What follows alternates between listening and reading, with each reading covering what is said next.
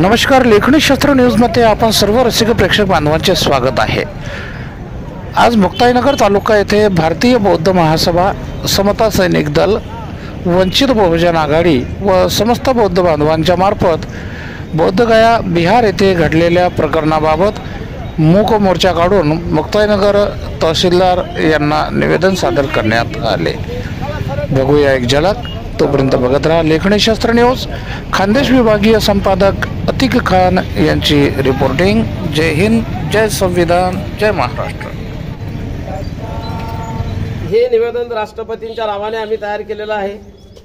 निवेदन समता सैनिक दल, वंचित बहुजन आघाडी आणि भारतीय बौद्ध महासभा महाबोधी विहार या ठिकाणी बिहारमध्ये जे आंदोलन सुरू आहे त्या आंदोलनाला आमचा शेवटपर्यंत पाठिंबा आहे। ते बेमुदत आंदोलन त्या ठिकाणी सुरू आहे।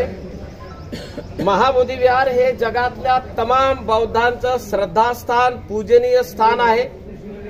त्या ठिकाणी जगभरातले भिक्षू लोक आणि सामान्य लोक त्या आंदोलनामध्ये सहभागी झालेले आहेत।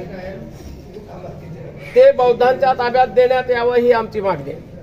बिहार सरकारने 1949 मध्ये जो चुकीचा कायदा केलेला आहे त्याचं व्यवस्थापन कसं करावं, तर त्या ठिकाणी 4 बौद्ध आणि 4 ब्राह्मण घेतले गेले आहेत आणि त्या कायद्यात तरतूद त्यांनी केली की गया जिल्ह्याचा मॅजिस्ट्रेट तो त्याचा अध्यक्ष असेल आणि तो सवर्ण हिंदूच असला पाहिजे।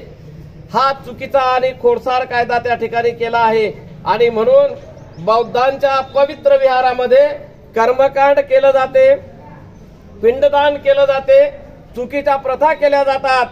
आपण सगळ्यांनी लक्षात घेतलं पाहिजे की मुस्लिमांच्या मस्जिदमध्ये हिंदू जात नाही, शिखांच्या गुरुद्वारामध्ये एखादा मुस्लिम जात नाही, ख्रिश्चनांच्या चर्चमध्ये एखादा बौद्ध जात नाही।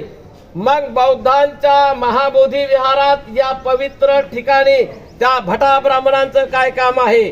आणि म्हणून हा कायदा रद्द करावा।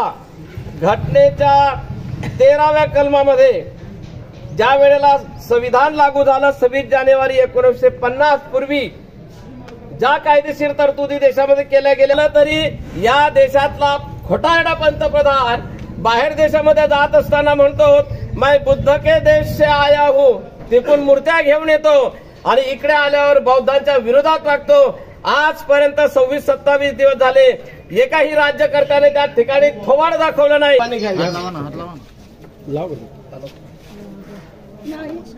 मागून घ्या थोडसा, झालं पाहिजे ना, मागून घ्या।